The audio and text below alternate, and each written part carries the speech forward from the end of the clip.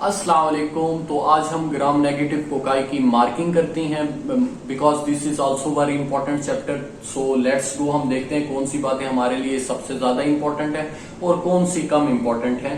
तो gram negative cocci, इसमें दो स्पीशीज हैं, आपको आनी चाहिए। निजेरिया, इसकी प्रॉपर्टीज अहम है, आपसे एससीक्यू में पूछी जाती हैं, एमसीक्यूज में स्केची ने भी बता दिया है, तो बहुत इंपॉर्टेंट है। उसके बाद ये जनरल इंफॉर्मेशन, ये सारा एमसीक्यूज के लिए आपने रीड करना है, ठीक है, स्केची के बाद। आगे चलते हैं, ये आपका टेबल डिफरेंस का पास्ट पेपर एससीक्यू है, ये एमसीक्यूज के लिए है। इसमें पिल्लाए होते हैं जिसकी वजह से इसकी वैक्सीन नहीं है, जो है हमारे पास गोनोरिया की, इसके लिए है।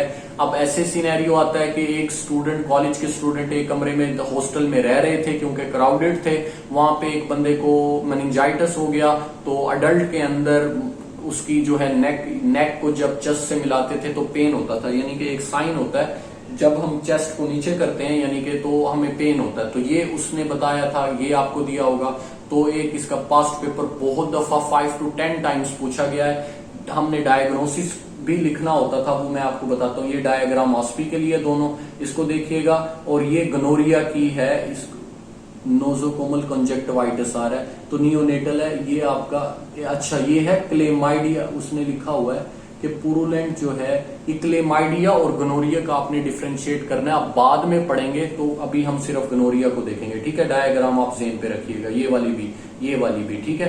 नेजेरिया मेनिंजाइटिस की डिटेल पैथोजेनेसिस एससीक्यू में है, ये प्रॉपर्टीज हैं उसकी, ये आपको पैथोजेनेसिस आनी चाहिए। एयर ड्रॉपलेट के जरिए स्प्रेड होता है, और ये वाली पॉइंट्स भी आने चाहिए। 2 से 18 साल के बच्चों में सबसे ज्यादा कॉमन है, ये उसने दिया हुआ इवन एससीक्यू के अंदर, ठीक हो गया।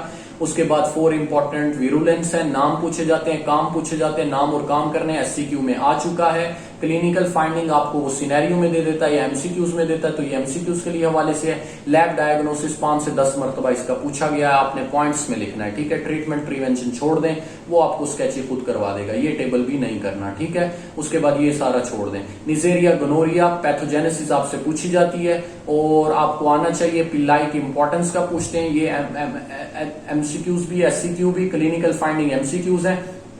लैब डायग्नोसिस 5 से 10 मरतबा इसका भी पूछा गया है। नेट क्या होता है ये भी पता हो तो इसका भी आपको आना चाहिए। इसकी प्रिवेंशन का ये हो कि इसके लिए वैक्सीन अवेलेबल नहीं है क्योंकि पिल्लाए जो हैं वो इसमें वर्क नहीं करते थे। अब ये है कि आपको एक बात मैं यहां पर समझाता जाऊं कि एक तो इसके लिए थेयर मार्टिन, अगर वो आपको स्केची ने बता दिया, इसका जो है ना सर, मैं आपको ये बताऊं कि अगर तो आपको बच्चे के पैदा होने के 1 हफ्ते के अंदर उसको कंजक्टिवाइटिस होता है तो वो होता है गोनोरिया से।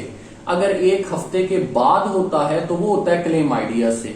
इसका पॉइंट मैं ढूंढ रहा था कि ये कहां पर लिखा हुआ, बाकी आर्थराइटिस ये वाला जो है ये सब लिखा हुआ है।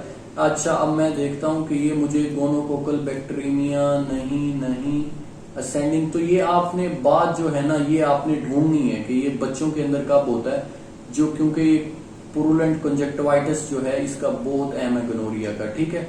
डिस्चार्ज कराता है, ये लिखा हुआ है, करेक्टराइज्ड अकम्पनी बाय डिस्यूरिया।